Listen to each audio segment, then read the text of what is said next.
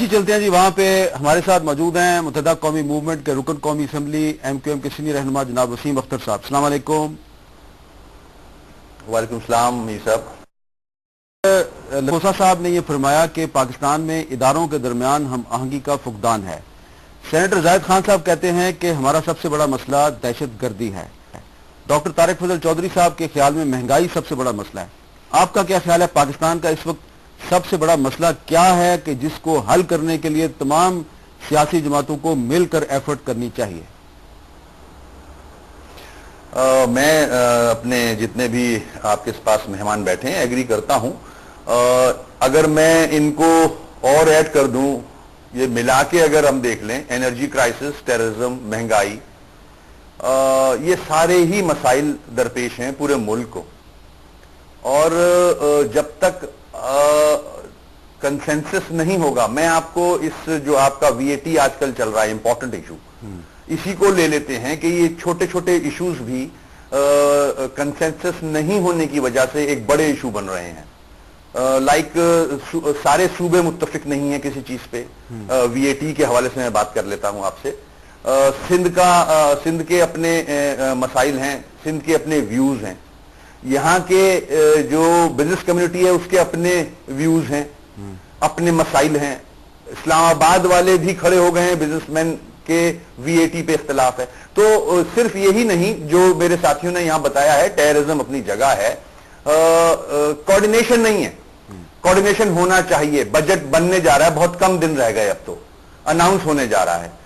ये एक्सरसाइज बहुत पहले से करनी चाहिए थी। मैं तो सिर्फ इकोनॉमी पे बात कर रहा हूं। और अगर हम एनर्जी क्राइसिस पे आ जाएं, दहशतगर्दी पे आ जाएं, अब तो क्रिमिनल एक्टिविटीज बढ़ गई हैं। लाहौर पंजाब में आप देखें, हर रोज नया इशू आ रहा है कि किसी ने किसी के खानदान को मार दिया, 5 कत्ल हो गए, टारगेट किलिंग का मसला।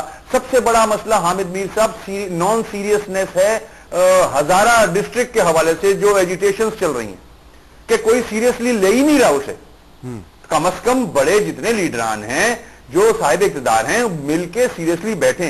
आज आपके पास एक नया इशू है जो हुंजा में नजर आ रहा है, उसको सीरियसली लेना चाहिए।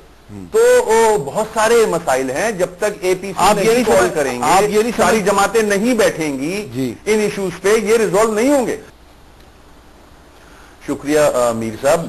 सबसे पहले तो मैं उन मसाइल पे आऊंगा जो मैंने अपनी पहली बात में कहे थे।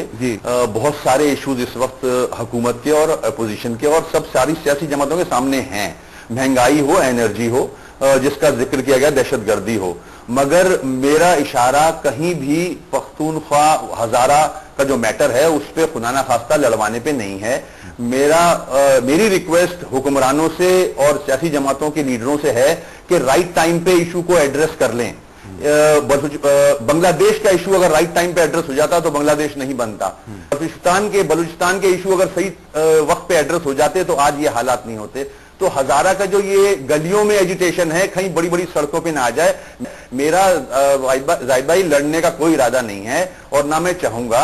मैं चाह रहा हूं हमारे मुल्क के मसाइल कोशिश करता हूं कि ना हो। इसके साथ तुम्हारा तो कोशिश मैं भी यही चाह रहा हूं भाई। सुने, इसके बाद जो हामिद साहब ने बात की, बिल्कुल मैं मुत्तफिक हूं कि आज जो रीजन में सिचुएशन बनी हुई है, हमारे मुल्क की जो हालात हैं, मेरी नजर में सबसे बड़ा मसला हम अपनी सियासी जमातों में भी ढूंढें और मुल्क के निजाम को जो हमने खराब किया है उसको भी बेहतर करें। पार्लियामेंट के अंदर ऐसे लोग इलेक्ट करवा के लाएं, असेंबली में ऐसे लोगों को भेजें जिनका कोई बैकग्राउंड हो, जो अच्छे काम कर चुके हो माजी में, अच्छे कैरेक्टर के लोगों को, middle class, lower middle class के लोगों को असेंबली में भेजें। जिनके पास जाली डिग्रियां ना हो, वो तो 18वीं, जिनके पास जाली डिग्रियां ना हो, भी जिनके पास जाली डिग्रियां ना हो, अमेंडमेंट भी अपने लिए ही कुछ किया है।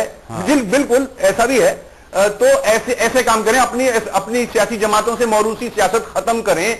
तो आज जो ये जमहूरियत को डीरेल ना होने की बात है ना, तो जो ये बड़ी जमातें हैं ये सिर्फ इसलिए डीरेल नहीं होने दे रही कि डीरेल अगर खुदा ना खास्ता हो गई तो मैं भी नहीं आ सकता, क्योंकि मुल्क जंग लड़ रहा है, फौज जंग लड़ रही है दहशतगर्दी के खिलाफ। हालात बहुत खराब हैं। अगर हामिद साहब हालात बेहतर होते तो ये डीरेल कर चुके होते या कोशिश में होते।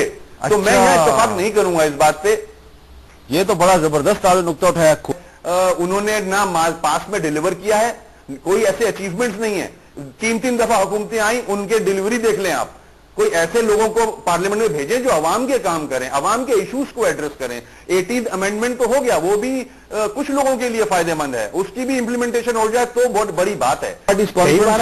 मैं आपके सवाल का जवाब देना चाह रहा हूं जी, आपके सवाल का जवाब देना चाह रहा हूं। जो सबसे बड़ा मसला है पाकिस्तान का, इससे पहले कि मैं बात आगे करूं, सराइकी और भावलपुर सूबे के लिए एमक्यूएम ने बहुत आवाज उठाई है और आज भी उठा रहा है।